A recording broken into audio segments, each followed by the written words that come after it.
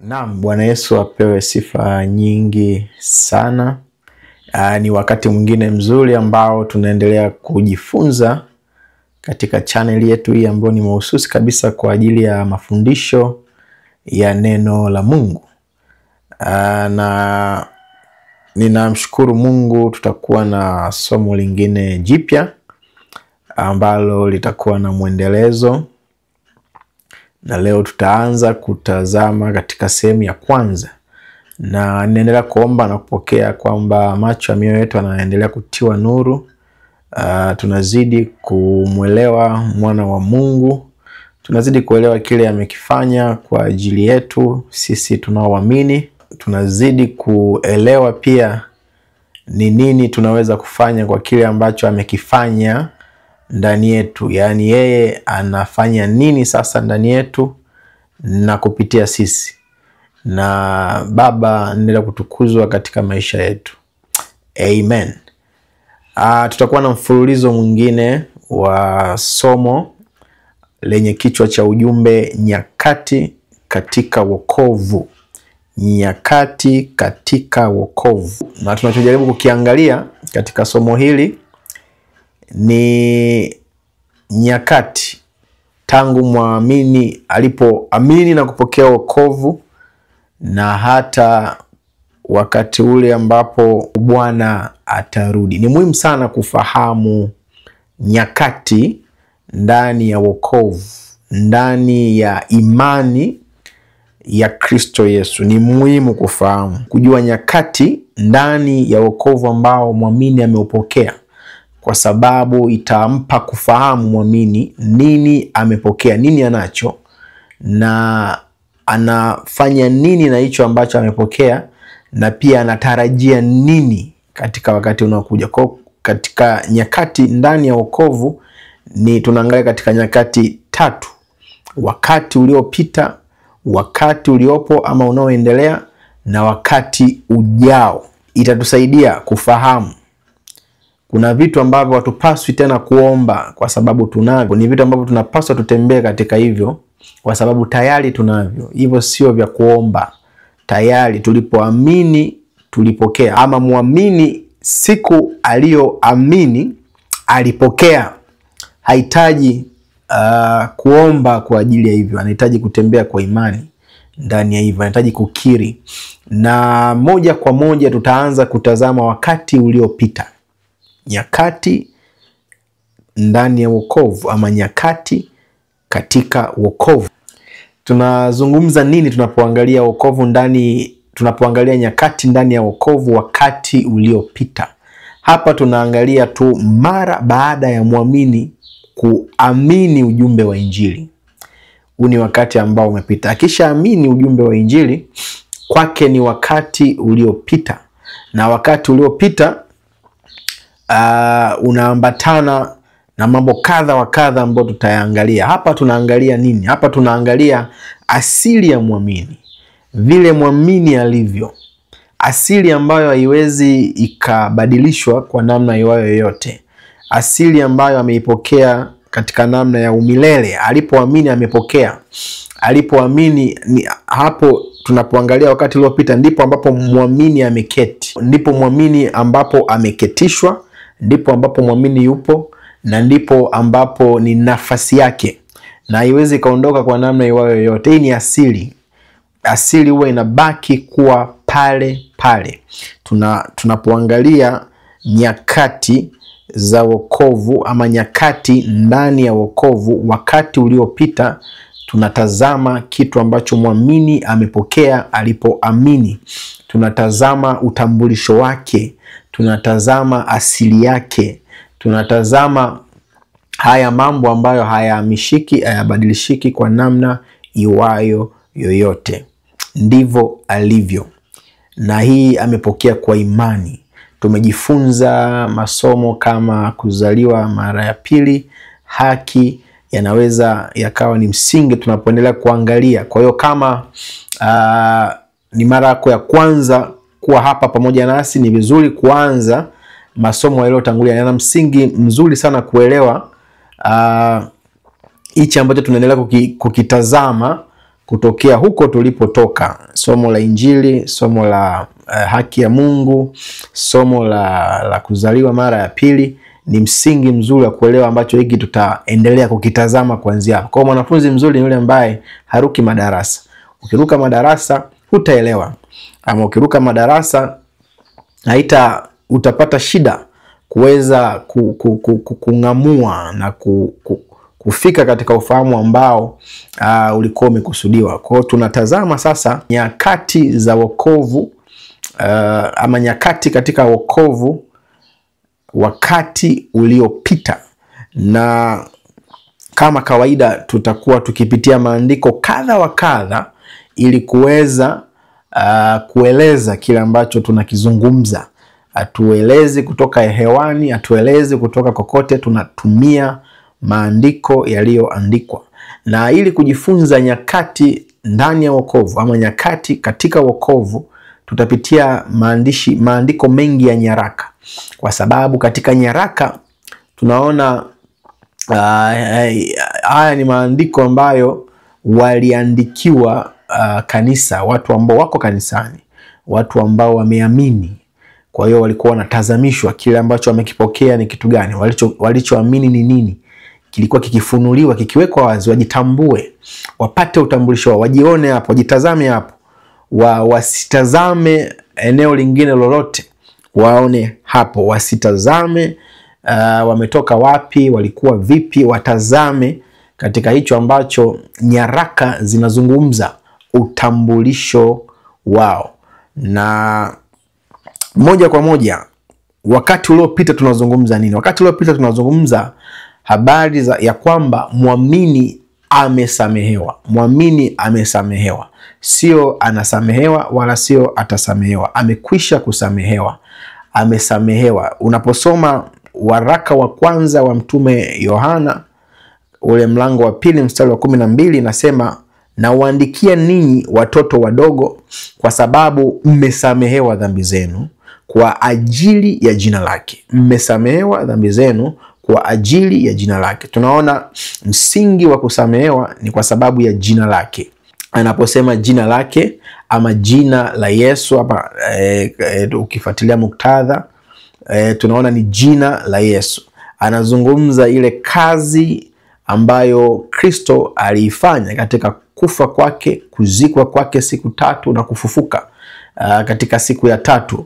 Hilo ndo jina, huo ukamilifu wa hiyo kazi yote ndilo jina lake. Kwa hiyo anasema mmesamehewa dhambi zenu kwa ajili ya jina lake, sio kwa sababu nyingine yoyote, sio kwa matendo ya haki, wala sio kwa machozi mengi, wala sio kwa kujutia kwingi, wala sio kwa kuanguka mavumbini kwingi. No, ni kwa sababu msamaha tayari ulikuwepo, na hawa ama mimi na wewe na muamini yoyote anapokea kwa imani, sio kwa namna nyingine yoyote, kwa sababu msamaha tayari upo.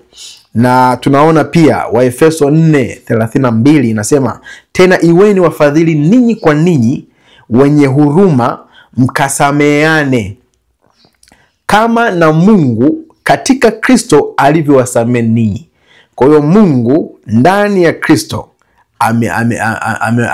ametoa msamaha, anayeamini anaopokea. Kwa hiyo anawatazamisha hawa ndugu. Tunatazama hapa muamini amini, mtu anapoamini tu ujumbe wa Injili anapokea msamaha wa dhambi.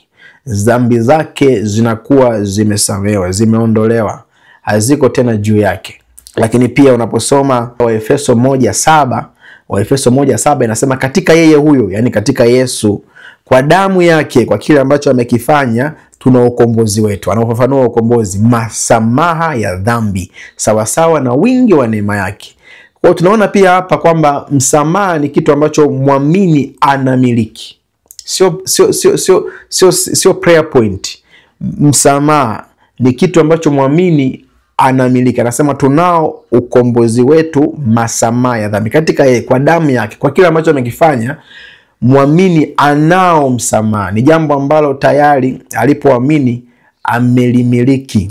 Msamaha sio wa kuomba mbele za Mungu. Msamaha umepokelewa kwa imani na ni wa muda wote.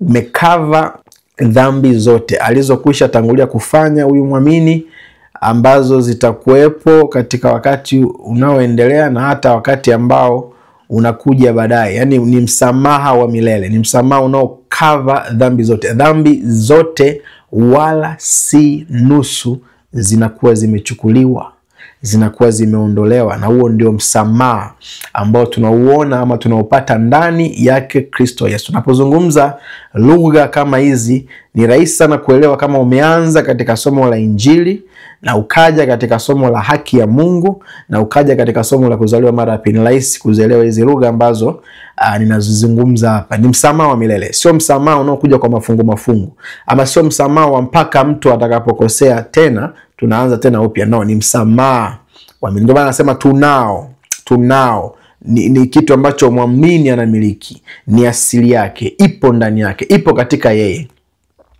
Lakini pia Wakolosai 1:14 ambaye katika yeye tuna ukombozi, anafafanua, yaani msamaha wa dhambi. We have it, tunao ukombozi ambao ni msamaha wa dhambi. Atuombi, tunao. Muamini lazima afahamu jambo kwamba katika wakati uliopita alipoamini amepokea msamaha, anao msamaha, na amepokea kupitia wapi? Kupitia ujumbe wa Injili ambao ni msamaha. Matendo ya Mitume 13:38, basi na ijulikane kwenu ndugu zangu ya kuwa kwa huyo mnahubiriwa msamaha wa dhambi. Tunaona Injili ni ujumbe wa msamaha. Mungu ameuachilia ulimwengu. Mungu ametoa msamaha bure kwa uradhi wa mapenzi yake. Kwa yeye mwenyewe Mungu amefanya hivyo. Anayeamini anakuwa amepokea msamaha. Ni jambo lililopita, lakini ni jambo ambalo muamini analimiliki. Ni sehemu yake. Lakini tuendelee kuangalia. Kwa maana hiyo tunapata tafsiri nyingine kwamba muamini ameokolewa, kwa sababu tatizo lilikuwa ni dhambi na amesamehewa. Hii ina maana kwamba ameokolewa. Tunaposoma Waefeso mlango wa pili mstari wa 8 mpaka wa 9, inasema, kwa maana mmeokolewa kwa neema kwa njia ya imani, ambayo hiyo haikutokana na nafsi zenu, ni kipawa cha Mungu, wala si kwa matendo, mtu awaye yote asije akajisifu. Tunaona muamini ameokolewa. Muamini ameokolewa kutoka dhambini. Kwa ule msamaha ambao ameupokea, ameokolewa. Na Paulo anakuwa makini kabisa kuona namna gani amepokea huyu mtu wokovu, ama namna gani huyu mtu ameokolewa. Anasema ni kwa neema, kama ambavyo ametangulia kusema hata katika maandiko ambayo tumeyasoma. Ni kwa neema kwa njia ya imani. Ni kwa neema kwa njia ya imani. Ni upendeleo, ni kitu ambacho hakustahili, na anapokea kwa imani. Yani kuna ambaye tayari ameshafanyia kazi, ni huyu Yesu Kristo. Maana anasema ambayo hiyo haikutokana na nafsi zenu, sio juhudi ya mwanadamu, sio swala la kubadilisha mwenendo alafu ndo nipokee huo wokovu. Hilo ni jambo linalotokana na wanadamu. Sio swala la kubadilisha tabia alafu ndo nipokee wokovu. Ni swala la imani. Mtu anaposikia ujumbe wa wokovu, ujumbe wa msamaha, habari njema, akaamini, anakuwa ameokolewa. Na haitokani na nafsi yake, haitokani na matendo yake ya haki, haitokani na chochote ambacho yeye anafanya ama hafanyi. Inatokana na mmoja, Kristo Yesu, alichokifanya. Na huyo mtu kama anaamini, anakuwa amepokea kwa neema kwa njia ya imani. Ndo maana yake. Na anasema ni kipawa cha Mungu. It is a gift. Ni kipawa, sio jambo ambalo mtu anafanyia kazi. Ni kipawa cha Mungu mwenyewe. Anasema wala si kwa matendo, mtu awaye yote asije akajisifu. Kwa hiyo muamini, tunapozungumza nyakati katika wokovu, wakati uliopita, muamini ni mtu ambaye ameokolewa. Na ameokolewaje? Ameokolewa kwa neema kwa njia ya imani, ambayo haitokana na nafsi yake. Ni kipawa cha Mungu, wala si kwa matendo, mtu awaye yote asije akajisifu. Hiyo ndio namna ambayo amepokea wokovu huyu ndugu. Kwa hiyo wokovu aliopokea sio mpaka afanye hiki ama afanye kile. Kuna ambaye tayari amefanya. Ukisikia wokovu wote mpaka iwe hivi ama iwe vile ndo uwe muokolewa, huo ni wokovu feki. Ni wokovu wa wanadamu na huo haudumu. Ni wokovu wa wasiwasi, ni wokovu wa mashaka, ni wokovu usio na uhakika. Lakini wokovu wa kweli ni kuweka imani kwa kile ambacho Mungu ndani yake Kristo Yesu amekifanya. Hicho kinajitosheleza peke yake. Hakina haja ya kuongeza wala kupunguza. Kinatosha. Imani peke yake, ndani ya hicho mtu anakuwa amejipatia wokovu. Kwa hiyo tunaona ni jambo ambalo limepita. Ni jambo ambalo limepita. Lakini pia ni jambo ambalo limekwisha fanyika. Lakini pia tunaposoma waraka wa mtume Paulo ule wa pili kwa Timotheo, mlango wa 1 mstari wa 9, anasema ambaye alituokoa akatuita kwa mwito wake mtakatifu, si kwa kadiri ya matendo yetu sisi, bali kwa kadiri ya makusudi yake yeye na neema yake. Neema hiyo tulipewa katika Kristo Yesu tangu milele. Yani hata kabla hujafikiria wewe ama mimi kutenda hata zile dhambi ama chochote ambacho kiliendelea, Mungu alikuwa ameshapanga zamani sana, tangu milele akuokoe, tangu milele aniokoe. Unaona, haitokani na mwanadamu.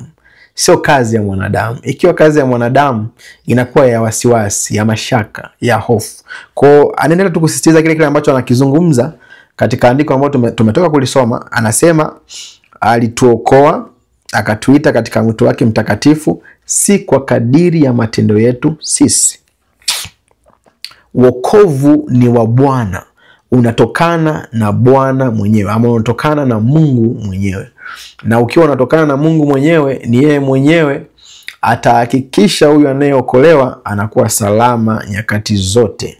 Ndio maana ni wokovu wa uhakika, ni wokovu wa milele. Hata tunaposema msamaha wa milele, ni wazo linatokana na namna ambavyo huyu mwokozi anaokoa, namna ambavyo huyu Mungu anaokoa. Haitokani na mwanadamu, ikitokana tu na mwanadamu ama ikiwa ni kwa imani na matendo, yani katika hiyo kupata wokovu, basi wokovu utakuwa na mashaka makubwa, kwa sababu tunajua namna ambavyo mwanadamu yupo ama namna ambavyo mwanadamu alivyo. Lakini wokovu ni katika Kristo Yesu peke yake, na ni kwa imani pasipo matendo, ni kwa imani pasipo juhudi yoyote ya mwanadamu.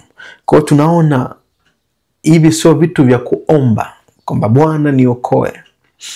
Kwa tafsiri hii sasa ya wokovu huu, ambapo tunaona wokovu huu ni kupatanishwa na Mungu. Sio prayer point, sio jambo la kuweka kwenye orodha ya maombi yako na kuomba. Muamini amekwisha okolewa. Muamini amekwisha samehewa. Ameokolewa kutoka dhambini. Dhambi sio sehemu yake tena. Katika asili yake yeye ni mtu asiye na dhambi. Katika asili yake yeye ni mtu tofauti. Kwa nje hivi wakati fulani anaweza kaonekana kama mtu wa kawaida, lakini katika asili yake alipoamini ameondolewa dhambi zote. Ameokolewa kabisa bila wasiwasi.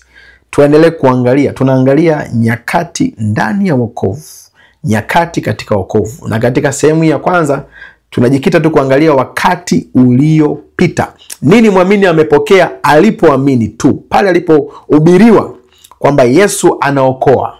Yesu ni Bwana na ubwana wake upo katika kuokoa. Habari njema za kusamehewa dhambi. Anapoamini tu kwamba Mungu alikuwa ndani yake Kristo Yesu akiupatanisha ulimwengu na nafsi yake, anakuwa amepokea hivi vitu ambavyo tunaendelea kuvisema katika wakati uliopita. Naendelea kukukumbusha, huu ni uhalisia wa muamini. Huu ni utambulisho wa muamini, sio kitu cha kuomba. Ni sawa nitoe mfano wa kawaida. Mimi ni Mtanzania, nimezaliwa hapa Tanzania. Hiyo ni asili yangu. hiyo ni asili yangu, ndivyo nilivyo kwa kuzaliwa, ndivyo nilivyo kwa kuzaliwa. Yani haibadilishiki kwa namna yoyote. Nitaweza kuomba hata uraia wa nchi fulani, lakini katika asili yangu haiwezi kubadilishika kwamba nimezaliwa Tanzania, ni Mtanzania kwa kuzaliwa. Haiwezi kubadilishika katika wakati wowote. Ndicho ambacho tunakitazama hapa. Sasa haya ni mambo ya roho, yanaweza haya yana uzito zaidi ya mambo ya mwili ya kawaida. Kwa hiyo tunaendelea kuangalia jambo lingine ni kwamba muamini katika wokovu katika wakati uliopita, tunaona kwamba muamini amehamishwa. Muamini lazima atambue hili jambo kwamba amehamishwa. Unaposoma Wakolosai 1:13 inasema naye alituokoa katika nguvu za giza, akatuhamisha na kutuingiza katika ufalme wa mwana wa pendo lake. Kwa hiyo muamini amehamishwa kutoka katika nguvu za giza. Ni lazima ufahamu wake ujengwe hapo. Ufahamu wake usijengwe katika jambo lingine lolote. Ufahamu wake usijengwe katika historia yake.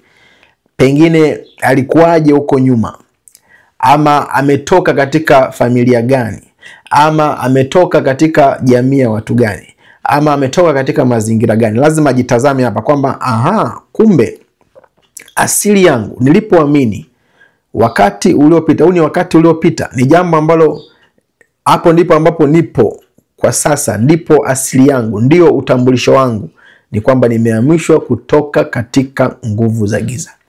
Hata wakati ambapo mazingira yataonesha tofauti, nitabaki kuamini neno la Mungu kwamba nimehamishwa kutoka katika nguvu za giza na kuingizwa katika ufalme wa mwana wa pendo lake.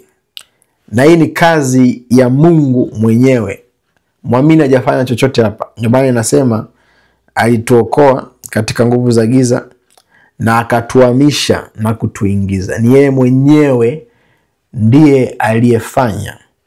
Na muamini anapotafakari jambo hili, anapoingia kwenye maombi wakati mwingine na kukiri kwamba mimi ni mtu niliyehamishwa, mimi sio tena mtu wa jamii ile ama jamii hii ama wa mazingira yale ama wa historia yote ambayo iko huko nyuma, anapokiri, anapojaza ufahamu wake na jambo hilo, ataanza kuona uhalisia. Lakini anapoanza kuambiwa tofauti, ama anapoanza kutazama tofauti na neno la Mungu namna ambavyo linasema, anaanza kutembea nje ya imani. Na kama anatembea nje ya imani, anakaribisha vitu vingine tofauti ambavyo vitamuaminisha tofauti na vile neno la Mungu linasema. Hii ni asili yake. Yeye ni mtu aliyehamishwa. Amehamishwa. Nguvu za giza ziko mbali naye. Mambo ya giza yako mbali na yeye.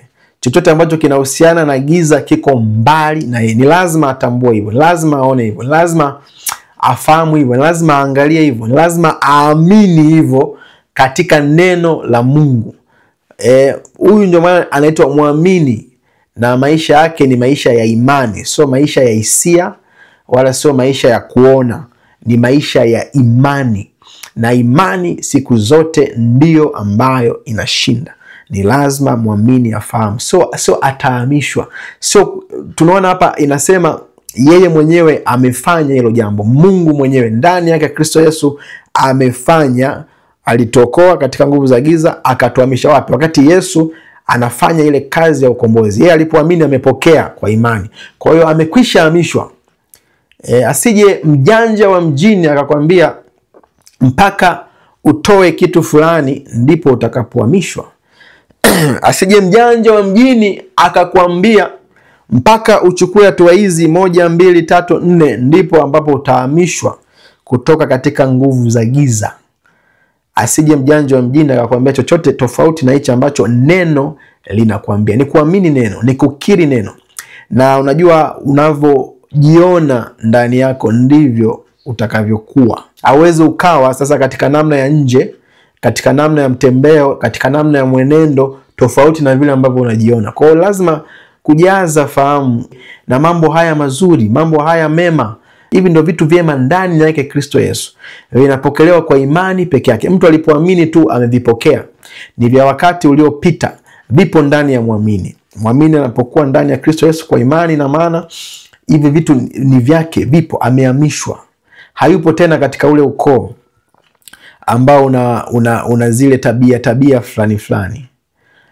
Hata kama ataota ndoto fulani zinazomuonesha vitu tofauti na neno, lazima abaki kuamini katika neno. Lazima abaki kukiri neno, ashike ya maungamo ya kile ambacho Kristo amefanya kwa ajili yake.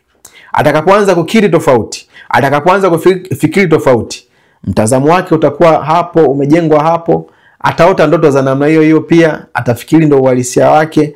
Na hii ni chakula cha mapepo, chakula cha ufalme wa giza. Ufalme wa giza, mapepo, roho chafu zinapenda ufahamu ambao hautazami barabara, hautazami vile ambavyo unapaswa kutazama. Utatumia hiyo faida ya kutazama vizuri kuendelea kupitisha vitu vingine vingi vya ovyo na kumuendelea kumwaminisha huyu mtu kwamba hajahamishwa, kuendelea kumwaminisha huyu mtu mpaka labda afanye 1 2 3. Ukishaanza kufanya 1 2 3 ndo uone kama umehamishwa, tayari unatembea nje ya imani. Na kama mtu anatembea nje ya imani, tunajua matokeo yake ni kuzama maji. Kwa hiyo ni lazima muamini abakia kwamba nimehamishwa. Mimi sio ukoo ule. Mimi sio wa historia hiyo. Hata kama mazingira ninaona katika namna tofauti kwa wakati fulani, lakini nitaendelea kuamini neno la Mungu kwamba nimehamishwa. Na ndivyo ambavyo tutaiona inakuwa hata katika namna ya nje ya mwili. Tunapoendelea kuangalia nyakati zinazofuata, tutaendelea kuangalia mambo zaidi. Kwa hiyo hapa tunachokizungumza ni asili, ni kile ambacho Mungu amekwisha fanya na huyo mtu amepokea kwa imani. Katika ulimwengu wa roho ndivyo ambavyo ipo. Huyu mtu awe anaona kwa macho ya damu na nyama ama asiwe anaona, awe anafahamu ama asiwe anafahamu, lakini mbele za Mungu, kwa Mungu ni huo uhalisia uko wazi sana. Uko wazi kweli mbele za Mungu. Na yeye lazima atazame hivyo vile ambavyo Mungu anatazama, ama vile ambavyo neno la Mungu linamwambia. Kwa hiyo amehamishwa. Lakini tunapoendelea kuangalia wokovu katika wakati uliopita, ni kwamba muamini ametakaswa. Tunaona kwamba muamini ametakaswa. Asili yake ni kwamba ametakaswa. Unaposoma Wakorinto wa kwanza mlango wa 6 mstari wa 11, wakati mtume Paulo anajaribu kubadilisha mwenendo mbovu wa waamini katika kanisa la Korinto, aliwakumbusha hichi kitu. Anasema na baadhi yenu mlikuwa watu wa namna hii. Hapo nyuma ametaja ule mwenendo usiofaa ambao muamini hapaswi kutembea katika huo. Anasema na baadhi yenu mlikuwa watu wa namna hii, lakini mlioshwa, sio mtaoshwa, mlioshwa, lakini mlitakaswa, lakini mlihesabiwa haki katika jina la Bwana Yesu na katika roho wa Mungu wetu. Kwa hiyo muamini ametakaswa na anaiweka vizuri. Ametakaswaje? Ni katika lile jina la Bwana Yesu. Kile ambacho Kristo amekifanya. Kile ambacho Kristo amekifanya kushughulikia dhambi kwa ulimwengu wote. Alipoamini amepokea. Asiamini hiyo sio sehemu yake, lakini anayeamini amepokea. Ametakaswa huyo mtu, ameoshwa. Na anafafanua ni kwa namna gani. Anasema na katika Roho Mtakatifu, na katika roho wa Mungu wetu. Huyu ni Roho Mtakatifu. Kwa maneno mengine, anapoamini huyu mtu anakuwa amepokea roho wa Mungu. Yeye kukaliwa na roho wa Mungu ndio utakaso wenyewe. Kwa ni kazi ambayo roho anaifanya, ni kazi ya roho.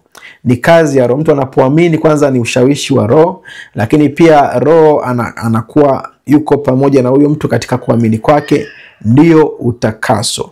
Mtu aliyeamini ametakaswa. Mtu aliyeamini ameoshwa. Mtu aliyeamini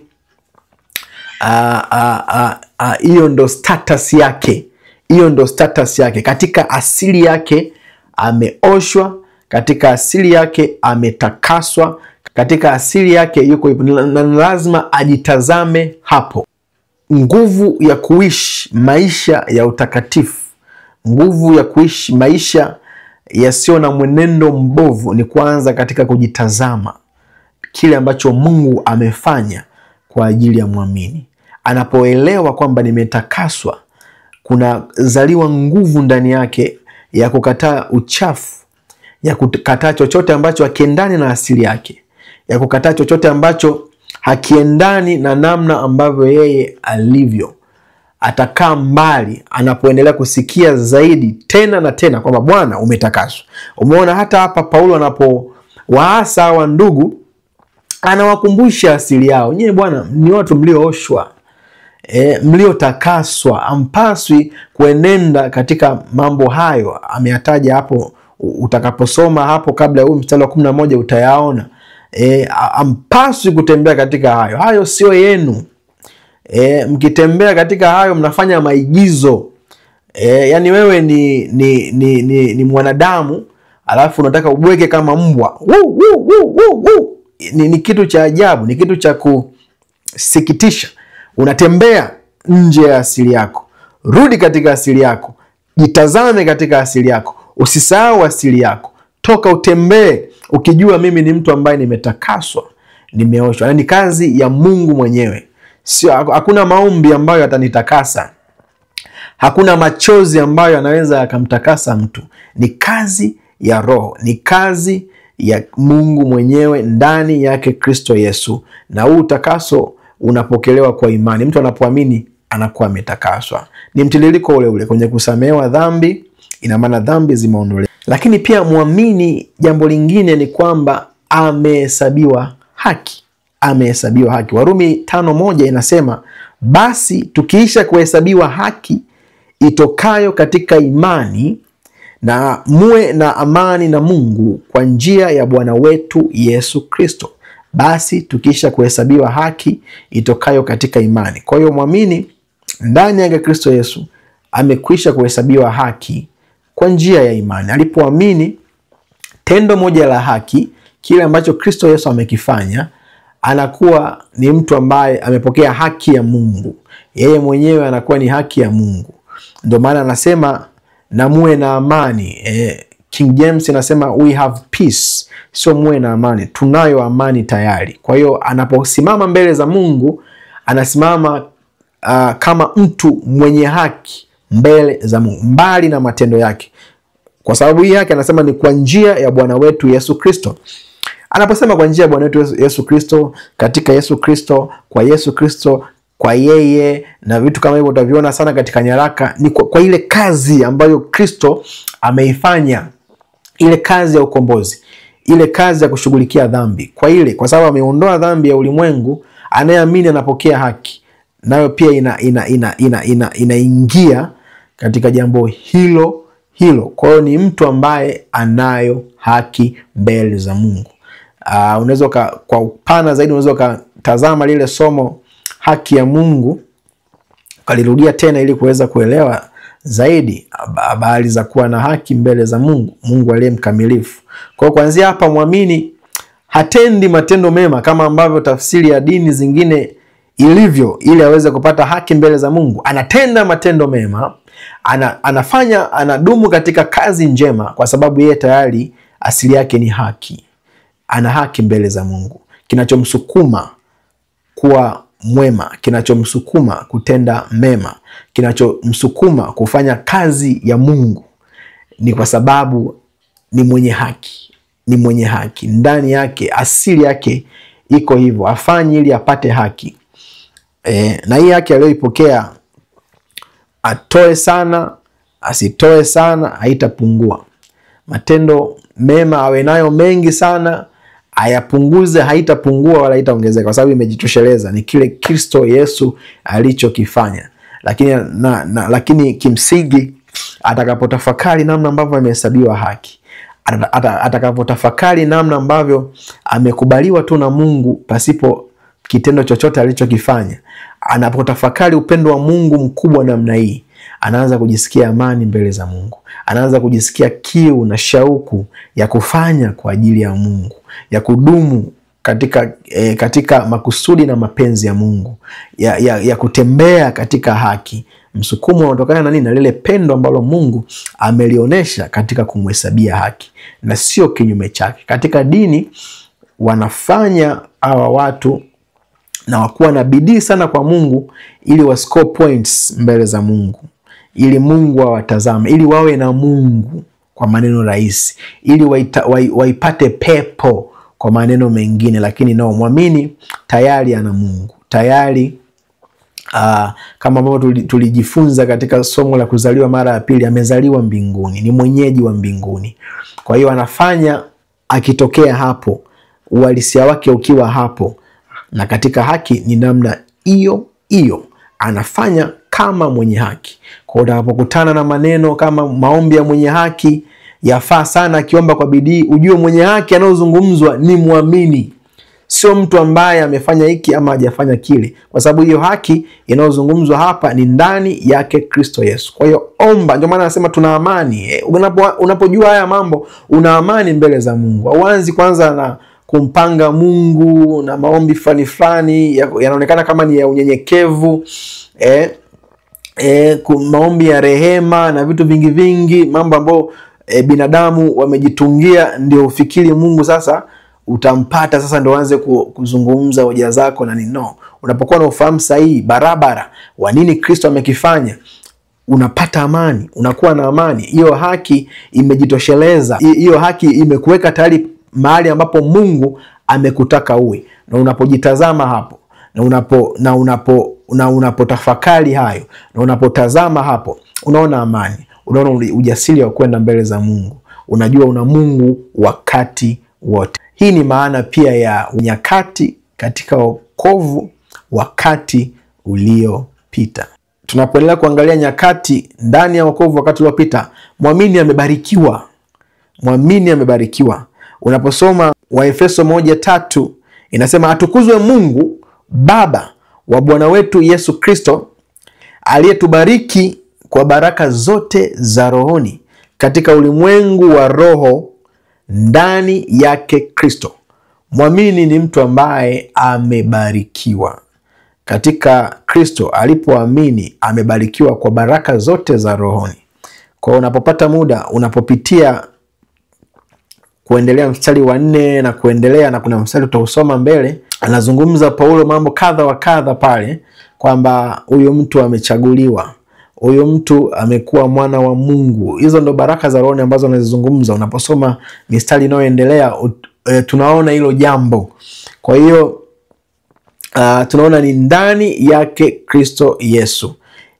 Hizi ni baraka za muamini peke yake. Kuna mambo ambayo tunaweza tukafikiri ni baraka, mambo ambayo yanashikika, lakini hata asiyeamini anaweza tu akawa naye.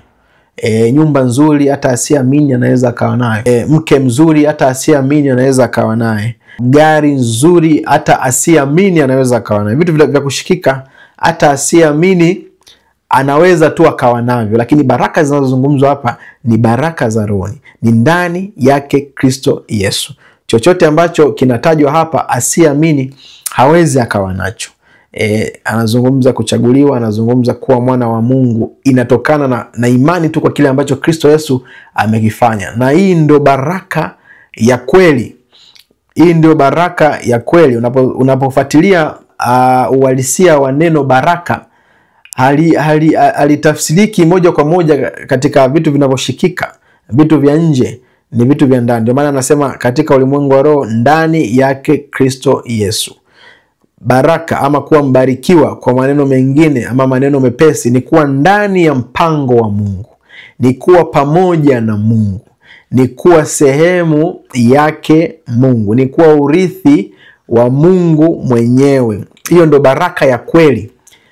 Na muamini sasa kutokea hapa ni lazima atembee akijua kwamba yeye ni mbarikiwa. Haijalishi mazingira ya nje yanakuaje wakati fulani, lakini ni lazima atambue, aelewe kwamba yeye ni mbarikiwa. Yeye ni mtu aliyebarikiwa. Yeye ni mtu ambaye yupo katika sehemu ama mpango wa Mungu. Yeye ni mtu ambaye yupo ndani ya Mungu, yupo pamoja na Mungu. Hiyo ni baraka kubwa kuliko baraka nyingine yoyote. Kwa hiyo na hii inaanza kubadilisha hata ufahamu wake.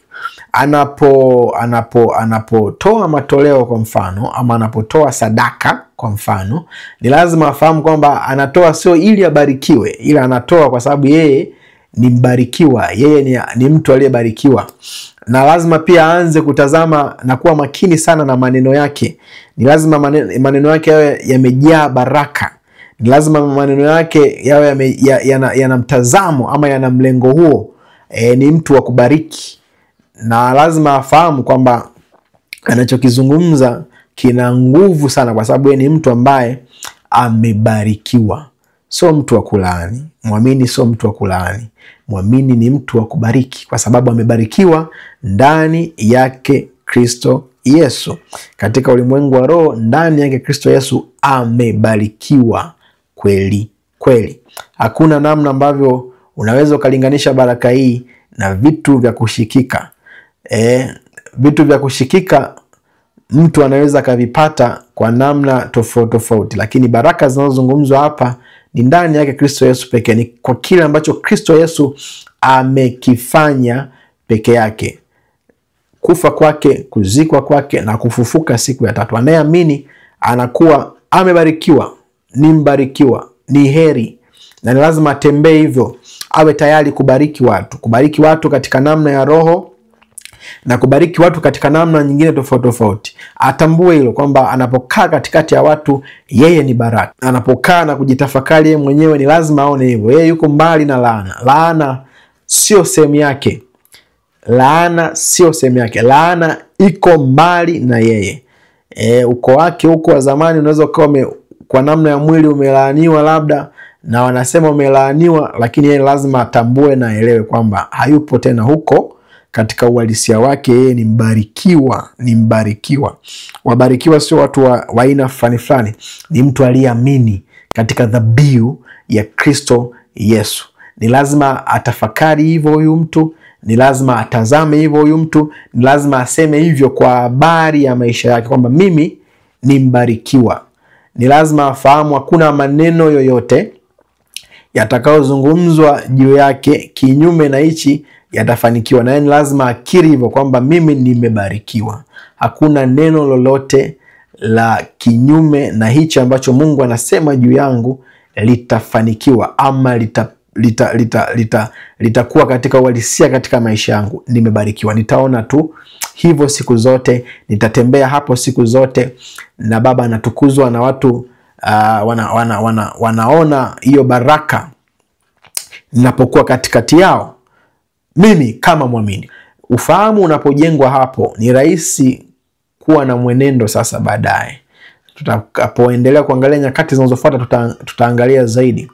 Jambo lingine, tunapoangalia wokovu katika wakati uliopita, ni lazima muamini ajue kwamba ametiwa muhuri. Muamini ametiwa muhuri. Amekuwa sealed. Anasema katika Waefeso mlango wa 1 mstari wa 13, nanyi pia katika huyo mmekwisha kulisikia neno la kweli, habari njema za wokovu wenu. Mmeshasikia injili, na kwa kusikia huko sasa anasema tena mmekwisha kumwamini yeye. Baada ya kusikia ni imani inazaliwa. Ni kazi ya Roho, imani inazaliwa. Nasema na kutiwa muhuri wa Roho yule wa ahadi aliye mtakatifu. Kwa muamini ni mtu ambaye ametiwa muhuri, na muhuri huu ni Roho ambaye anamkalia. Roho ambaye anamkalia. Muamini anapoamini. Hapa kuna kitu kizuri sana cha kutazama hadi kufika kuelewa kwamba mtu anapoamini tu anakuwa amepokea Roho. Madhihirisho yanaweza yasionekane, lakini anapozidi kuelewa kama hivi ambapo tunazungumza, mtu anajitambua, anaelewa, okay, tunaanza kuona madhihirisho ya Roho. Tunaanza kuona madhihirisho ya Roho. Mambo ya kunena kwa lugha yanafuata, mambo ya kufasiri lugha yanafuata. Mambo yote ambayo ni mtembeo wa Roho ama wa mambo ya Roho utafuata, lakini sio kama huyo Roho akuepo. Huyo Roho tayari alikuwepo ndani. Na kwa sababu pia sio jambo la hisia, sio jambo la kuona kwa macho ya damu na nyama, lakini Roho yupo. Aliyeungwa na Bwana ni Roho mmoja pamoja naye. Ili andiko napenda kulirudia. Wakorintho wa 1:6-17. Ni Roho mmoja pamoja naye. Na huu ni muunganiko ambao usioweza kutenganishika. Ukienda katika maneno ya asili, anaposema aliyeungwa na Bwana ni Roho mmoja pamoja naye, ni inseparable. Ni muunganiko ambao huwezi ukautenganisha kwa namna iwayo yoyote. Na huko ndiko kutiwa muhuri. Sasa tunapoendelea kuangalia, tutaelewa zaidi huku kutiwa muhuri kuna maana gani. Tutakoendelea kuangalia wakati unaokuja, wakati uliopo unaoendelea, na hasa wakati unaokuja. Huku kutiwa muhuri kuna maana gani sana, lakini kwa sasa tunaweza tukasema ndio asili yake, ametiwa muhuri. Huyu mtu ni wa Mungu, huyu mtu ni wa rohoni, huyu mtu niko pamoja na Roho. Huyu mtu asili yake lazima ione hapo, ni mtu wa rohoni. Anapoanza tu kutembea tofauti na hiyo asili yake, anakuwa tu anatembea kinyume na vile alivyo, lakini haimuondolei hiyo asili, haimuondolei hiyo asili, kwa sababu Roho anapokuja kufanya makazi, anapotia muhuri, ni jambo la kudumu, sio jambo la leo na kesho. Na tunaweza tukaona Yesu akiwa anaahidi Roho, anazungumza hivi katika Yohana 14:16 mpaka 17, nami nitamwomba Baba, naye atawapa msaidizi mwingine, ili akae nanyi hata milele. Sio akuja na kuondoka, sio akuja na kuondoka. Na anaenda kuambia mstari wa 17, ndiye Roho wa kweli, ambaye ulimwengu hauwezi kumpokea, kwa kuwa haumuoni wala haumtambui, bali ninyi, anawaambia wanafunzi wake, mtamtambua. Anazungumza kama jambo linalofuata, kwa sababu alikuwa bado hajafa, hajazikwa na kufufuka siku ya tatu, ili huyu Roho amwagwe. Maana anakaa kwenu. Anaposema anakaa kwenu wakati anaongea nao, kwa sababu yupo ndani yake mwenyewe Yesu aliyekuwa anaongea nao, afu anawaambia naye atakuwa ndani yenu. Kwa hiyo wakati anaongea nao alikuwa anakaa kwao, kwa sababu yuko ndani ya Kristo Yesu.